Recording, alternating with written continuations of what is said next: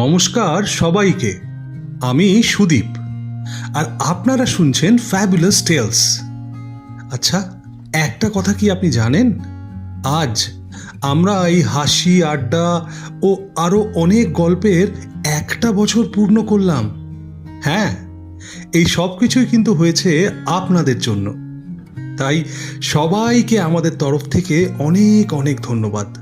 আজকে আপনাদের জন্য রয়েছে আমাদের তরফ থেকে একটা ছোট্ট উপহার। আমরা আপনাদেরকে আজ শোনাবো আমাদের প্রথম 2টি গল্প। তাহলে আর দেরি না করে গল্পগুলো এনজয় করুন। ধন্যবাদ।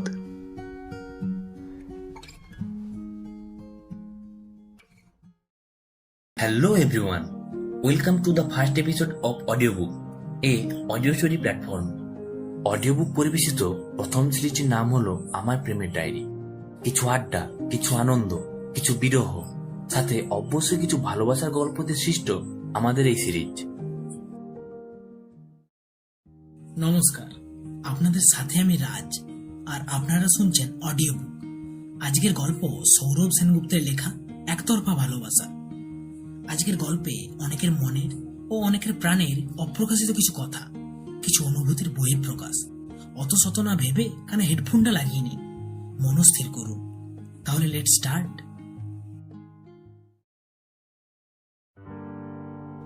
ভালোবাসা শব্দটা খুবই নিখুঁত এবং অনন্য তথা পবিত্র এক শব্দ।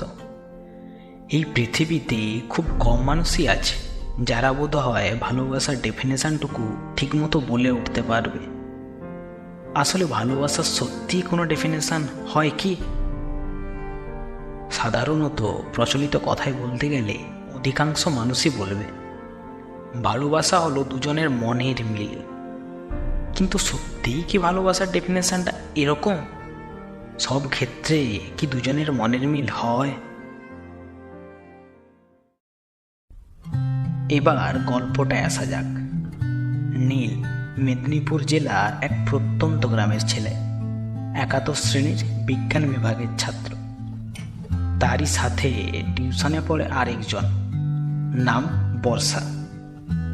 টিউশনে আরও এত ছাত্রছাত্রীর মাঝে শুধু বর্ষা নামটা কেন বললাম ভাবছেন তো? কারণ তো একটা আছে। দশম শ্রেণী থেকে নীল আর বর্ষা একই সাথে ইংলিশ টিউশনে পড়ে। সেই প্রথম বর্ষাকে দেখে স্কুল লাইফের আবেগ ভরা ভালোবাসার প্রথম স্ফুলিঙ্গটা নীলের মনে জ্বলে উঠেছিল। শুধু হাবাগোপাটে অভ্যাসের কারণেই নীল তার ভালোবাসার প্রথম পদক্ষেপটাই নিতে পারছিল না। দেখতে দেখতে বেশ কয়েক মাস এগিয়ে যায়। মাধ্যমিক পরীক্ষাটা আর বেশি দেরি নেই। এই কয়েক মাসে নীল নানানভাবে চেষ্টা করলেও বর্ষার দিক থেকে সেরকম কিছু ইতিবাচক সে অনুভব করেন। নিজেদের বন্ধু ও বান্ধবী মারফত চেষ্টা করার পরও যখন সেরকম কিছু হচ্ছিল না, তখন সে মনস্থির করে সমস্ত হাওয়াগোপাটে বোনা ভয় সব বাদ দিয়ে নিজ মুখে সামনাসামনি এই যুগের আর 5টা মডার্ন অ্যান্ড হ্যান্ডসাম ছেলের মতোই প্রপোজ করবে। কিন্তু না, প্রতিবার এমন একটা মাইন্ডসেট করার পর শেষ বেলায় আর হয়ে ওঠে না নীলের বলা। শুধু একই ভয়, যদি চড় খেতে হয় কিংবা ডিরেক্ট না বলে দে, এর চেয়ে বাবা বন্ধুত্বই শ্রেয়। কিন্তু মন যে মানে না, এই মেয়েটাকে সে বন্ধু হিসেবে নয়, বরং প্রেমিকা হিসেবেই দেখতে চায়। কিন্তু কিভাবে তা সম্ভব? মাধ্যমিক অবধি সময়টা নীলের শুধু ক্লান্ত প্রেমিকের মতো অকুল নয়নে বর্ষার দিকে দেখেই কেটে গেল।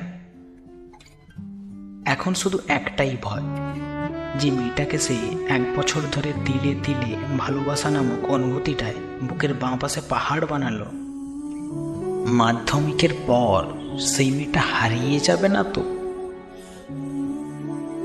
কিন্তু সত্যিই কি বর্ষার তার প্রতি কোনো অনুভূতি নেই? এই 1 বছরে বর্ষার আর চোখে চাউনি, তাকে দেখে মুচকি হাসি, লুকিয়ে লুকিয়ে তাকে দেখা, এ সব কিছুই কি মিথ্যে? এই টানাপোড়নের মাঝে শুধু একটাই হচ্ছিল, নীল পড়াশোনা থেকে নিজেকে নিজের অজান্তে অনেক দূরে নিয়ে গেছে। দেখতে দেখতে 2 মাসও পেরিয়ে গেল, মাধ্যমিকও শেষ হল।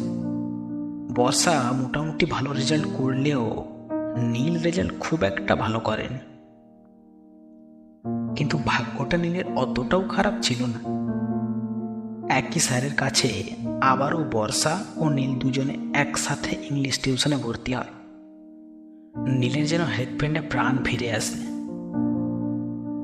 কিন্তু এই আনন্দটা তার ভাগ্যে বেশি দিন স্থায়িত্ব হলো না। হঠাৎ করে অনুশ্রী এসে তাকে জানায় বর্ষা নাকি হোস্টেল চলে যাচ্ছে, আর কোনোদিনও টিউশন আসবে না। খবরটা যেন নীলকে বিধ্বস্ত ও নিশ্চুপ করে দিল। দেখতে দেখতে বর্ষার টিউশনের শেষ দিনটাও এসে উপস্থিত। এর মাঝে নীল যে চেষ্টা করেনি তা নয়, কিন্তু লাভ কিছুই হয়নি, কারণ এবারও তার দ্বারা ফাইনাল কাজটা হয়ে ওঠেনি। টিউশন শেষে বর্ষা সবাইকে বিদায় জানানোর পর আসে নীলের কাছে। এসে বলল, ভালো থাকিস। নীল তখন ইতিবাচক ঘাড় নাড়িয়ে বর্ষাকে বলল, তুইও। তার কথার প্রেক্ষিতেই বর্ষা তাকে বলল। আর কি কিছু বলবি? নীল তখন নিজের মনের সাথে কিছুটা বিবাদ করেই বর্ষাকেও বলল, বলার মতো তো অনেক কিছুই ছিল, কিন্তু পারলাম আর কই। বর্ষা তখন একটু অবাক না হয়ে নীলকে বলল, তো এখন বল না। কিন্তু এবারও সেম। নীল ওই পুরো প্রসঙ্গটাই এড়িয়ে গেল আর বলল, না কিছু না, সাবধানে যাস। ছলো ছলো চোখে বর্ষা বিদায় নিল। হয়তো বর্ষাও চেয়েছিল নীলকে তার মনের কথাটা বলুক। নীলও বাড়ি এসে একাকী বসে রইল। আঘাতটা পেরিয়ে বেশ কয়েক মাস কেটে গেছে। এখন অনেকখানি থিতিয়ে গেছে সবকিছু। বছর 5 পর আবারও দেখা হয় দুজনের। আঘাতটা আরো দ্বিগুণ হয়ে যায় নীলের। না, এবার শুধু তার দেখাটা বর্ষার সাথে নয়, তার পাশে থাকা আরেকটা ছেলের সাথেও হয়, যার পরিচয় হিসেবে বর্ষা দেয় তার বয়ফ্রেন্ড। না, নীলের দ্বারা আর ভালোবাসা হয়ে ওঠেনি, কিন্তু সবাই তো তা নয়। ভালোবাসা সবসময় দুজনের মনের মিলে হয় না। কখনো কখনো তা হয় অপ্রকাশিত, একতরফা, যাতে থাকে না কোনো চাহিদা, কোনো আকাঙ্ক্ষা, শুধু প্রাপ্তিহীন, চাহিদাহীনভাবে ভালোবেসে যাও। যে ভালোবাসা আমাদের নীল আজও বেঁচে চলেছে। এই ভালোবাসাই সর্বশ্রেষ্ঠ। The real love is truly call one sided লাভ।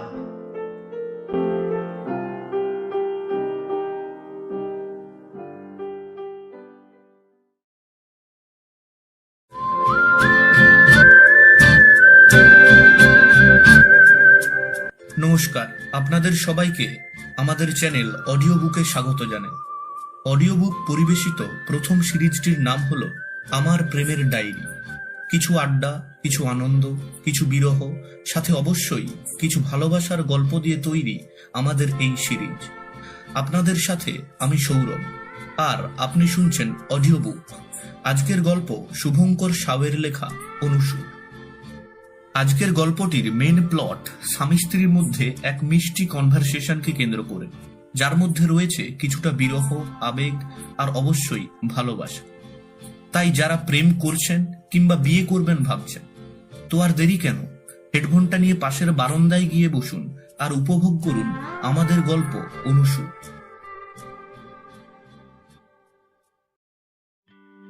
দুপুরে খাওয়া দাওয়ার পর্ব মিটে যাওয়ার পর পিউ তার নতুন ব্লাউজ কটার হাতা মারতে ছুঁচ নিয়ে শোবার ঘরের মেঝেই বসে পড়ল। সিদ্ধার্থ তা দেখে পিউকে বলল, এখন একটু শো না, বিকেলেও সব করবে। সকাল থেকে তো খুঁটি নাটি এটা ওটা কাজ লেগেই থাকে তোমার। এখন একটু রেস্ট নেওয়া যায় না? না গো, বিকেলে খাবার বাসনগুলো পড়ে আছে, সব মাজতে হবে। আর উঠোনের ফুল গাছগুলোতেও কদিন হলো জল দেওয়া হয়নি, আজকে দেবো ভাবছি। আমি তবে একটু ঘুমোলাম, বুঝলে, 4টে ডেকে দিই। হ্যাঁ, তুমি ঘুমিয়ে নাও। সারাদিন তোমারও তো বেশ দৌড়ঝাঁপ হয়েছে। বাজার গেলে, একবার দোকান থেকে বাড়িতে এসে সিলিন্ডার দিয়ে গেলে, তারপর তো বললে আবার নাকি দোকানে মাল আনতে গেছিলে। ব্লাউজের হাতা সেলাই করতে করতে পিউর কখন যে ঘুম ঘুম ভাব এসেছিল সে সেটা নিজেও জানে না। মেঝেতেই ব্লাউজ সুতো ফেলে রেখে অজান্তেই ঘুমিয়ে পড়েছিল সে। ঘুমটা ভাঙলো প্রচন্ড একটা বাজ পড়ার শব্দে। ঘুম ভাঙতেই দেখে বাইরে প্রবল বৃষ্টি নেমেছে। তড়িঘড়ি করে উঠতে গিয়ে খেয়াল পড়লো মাথা নিচে কে যেন বালিশ দিয়েছিল। কে হতে পারে? নিশ্চয় সিদ্ধার্থর কাজ। আর কেই বা হবে? বিছানায় চেয়ে দেখলো সিদ্ধার্থ আর নেই। তার মানে সে দোকানে চলে গেছে নাকি? যাওয়ার আগে একবার ডেকে দিয়ে যেতে পারলো না?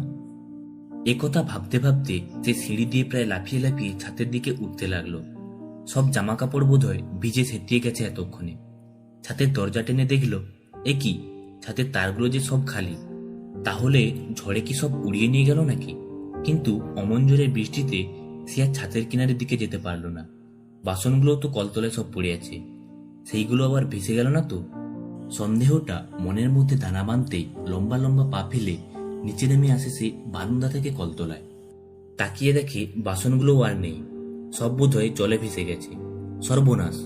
একবার ঘুমিয়ে পড়েছে আর তার সংসার যেন ভাসতে বসেছে। কপালে হাত দিয়ে বসতে যাবে কি আবার খেয়াল পড়ল আলুর ঘরটারও তো জানালা খোলা ছিল। এতক্ষণে আলুতেও জল পেয়ে গেছে। এসব হয়েছে সিদ্ধার্থর জন্য। মনে মনে ভাবলো আজ একবার বাড়ি ফিরুক, তার সাথে নিঘাত একটা ঝগড়া বাঁধাবে। সিদ্ধার্থের উপর রাগ পুষে যখন আলুর ঘরে যেতে যাবে আচমকা রান্নাঘর থেকে বেরিয়ে এলো সিদ্ধার্থ। পিউ তাকে দেখা মাত্র অবাক হয়ে গেল। সে বাড়িতে আছে তাও তাকে ডেকে দেয়নি। কি মানুষ রে বাবা! আরো রাগ জড়ে গেল তার মাথায়। সে সিদ্ধার্থকে মেজাজ দেখিয়ে কিছু বলতে যাবে এমন সময় সিদ্ধার্থ তাকে বলে বসলো, দুজনের জন্য চা চাপিয়েছি। তুমি লিকার চা পছন্দ করো তো? কি কাণ্ডজ্ঞান বলো তো তোমার! বাড়িতে আসো তাও আমায় ডেকে দিতে পারো না? ছাতের জামা কাপড়গুলো তো সব উড়ে গেছে, বাসনগুলোও সব জলে ভেসে গেছে। আরে আস্তে আস্তে শান্ত হও। ছাতের জামা কাপড় আমি আগেই তুলে নিয়েছি, আর বাসনপত্র ধুয়ে আমি রান্নাঘরে যথাস্থানে রেখে দিয়েছি। সব ঘরের জানলাও বন্ধ করে রেখেছি। আগে শোনো তো, তারপর না হয়। আমি কি স্বপ্ন দেখছি ঘুমের মধ্যে? তুমি মানে তুমি? হ্যাঁ ম্যাডাম, কেন আমি পারি না নাকি? তা বলে আমায় ডাকলে না কেন? দুপুরে কতবার করে বললাম ঘুমিয়ে পড়ো, ঘুমোলে না। তাই ঘুমোচ্ছে দেখে আর ডাকলাম না, শুধু তোমার মাথায় বালিশটা দিয়ে। আপনি শুনছেন অডিও বুক প্রেজেন্টস অনুসুর। To join with us and for notifications press the subscribe button and touch the bell icon. তাহলে বাকিটুকু শুরু করা যাক। কথাটা সিদ্ধার্থ আর শেষ করলো না। রান্নাঘরে চলে গেল চা আনতে। সে চা নিয়ে আসতে দুজনে মিলে বারান্দায় গিয়ে বসলো। চা খেতে খেতে সিদ্ধার্থ বলল, কালকে একবার মনে করবে তো, দার্জিলিং চায়ের প্যাকেট আনতে হবে। চলো না একবার দার্জিলিং বেরিয়ে আসি। কখনো তো পাহাড়ে বেড়াতে যাইনি। তুমি যে বলেছিলে ছোটবেলায় একবার দার্জিলিং বেড়াতে গিয়েছিলে। মা বলতে আমরা গিয়েছিলাম, আমি তখন ছোট, আমার কিছু মনে নেই। কেন, এখন কি বুড়ি হয়ে গেছো নাকি? নেহাদ আজকে আমার মন জয় করে নিয়েছো, তা না হলে বুড়ি বলা বের করে দিতাম। নিজে একজন বুড়ো সে কথা বলছে না, মাথার অর্ধেক চুল পাকা। আরে ও তো আমার পেটের সমস্যা ছোট থেকে। তবু তো রোজ তেলের জিনিস খাওয়ার আবদার করো। দেখাশোনার সময় চুল কালার করে আমার সঙ্গে আলাপ করেছিলে। তখন যদি জানতাম একজন বুড়োর সঙ্গে আমার বিয়ে হতে চলেছে, সঙ্গে সঙ্গে রিজেক্ট করে দিতাম। তুমিও তো তখন একদম ভিজে বেড়ালের মতো আমার কথার উত্তর দিচ্ছিলে। আগে যদি জানতাম যে এমন এক বদমেজাজি মেয়ে, আমি থোড়াই না তোমায় বিয়ে করতাম। কি জানি কোন লক্ষ্মী মেয়েটা আমার কপাল থেকে চলে গেল। আচ্ছা, এখন তো বদনাম করবেই। অন্য মেয়েকে বিয়ে করলে তোমায় কত রেঁধে বেড়ে খাওয়াতো দেখতাম। সে খাওয়াতো কি না খাওয়াতো তুমি কি করে জানতে শুনি? সে আমি নয় দেখতে আসতাম। যতই হোক, তোমায় প্রথম দেখে তো তোমার প্রেমে পড়ে গেছিলাম। তাই না হয় আমার প্রেমিক মানুষটা কেমন আছে একটু খোঁজ খবর নিতে আসতাম। এই তো লাইনে এসে গেছো।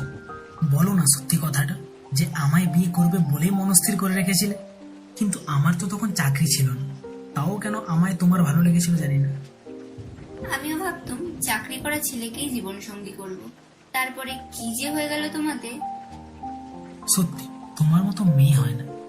কিন্তু কখন খারাপ লাগে জানো, যখন ভাবি যে তোমার কিছু স্বপ্নই আমি পূরণ করতে পারিনি আজ পর্যন্ত। কে বলল? কথা ছিল যতই যাই হোক আমরা একসঙ্গে থাকবো। দেখো না, আমাদের সন্তানটা নষ্ট হয়ে গেল, তাও তুমি আমায় কোনোদিন সে যন্ত্রণা একা পেতে দিয়েছো? কথাগুলো বলতে বলতে পিউর চোখে জল নামলো।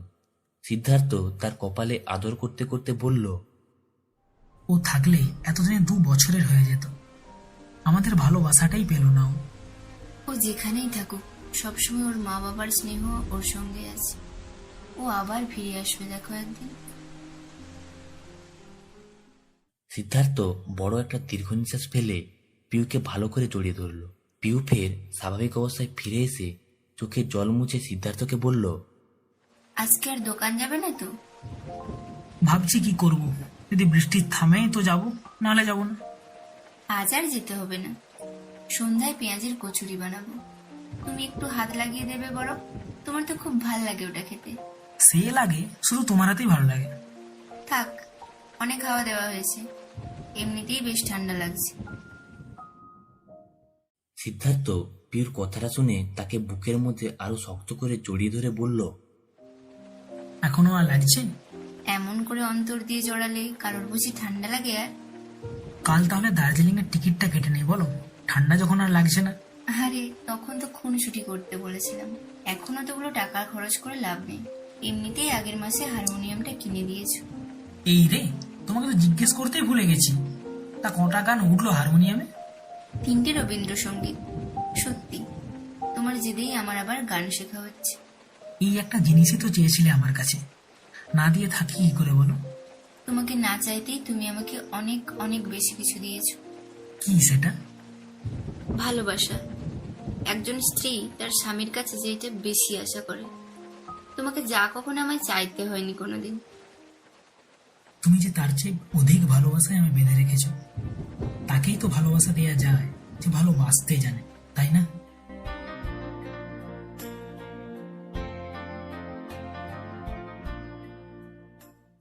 রাতে দুজনে মিলে পেঁয়াজের কচুরি তৈরি করে একসাথে খেতে বসলো। সিদ্ধার্থ দেখলো পিউর গরম কচুরি খেতে খেতে চোখ মুখ দিয়ে ঘাম ঝরছে। সিদ্ধার্থ হাত পাখাটা দিয়ে তার মুখে হাওয়া করতে আরম্ভ করলো। পিউ বলল, বড্ড ঝাল হয়ে গেছে তরকারিটা। তোমার ঠোঁটটাই বেশি মিষ্টি, তাই ঝাল লাগছে। পিউ সঙ্গে সঙ্গে তার দিকে 2টো কাঁচা লঙ্কা বাড়িয়ে দিয়ে বলল, কই, তুমি এগুলো খাও তো, তারপর আমার ঠোঁট দিয়ে তোমায় চুমু খাবো, দেখবো জ্বলুনি কমে যায় কিনা। আবার শুরু করলে? জানো না, আজ 3রা জানুয়ারি, পৃথিবী আর সূর্যের কাছাকাছি আসার দিন। এটা যে তারই প্রভাব। তাতে কি, আমাদের তো প্রতিটা মুহূর্তই অনুসূর।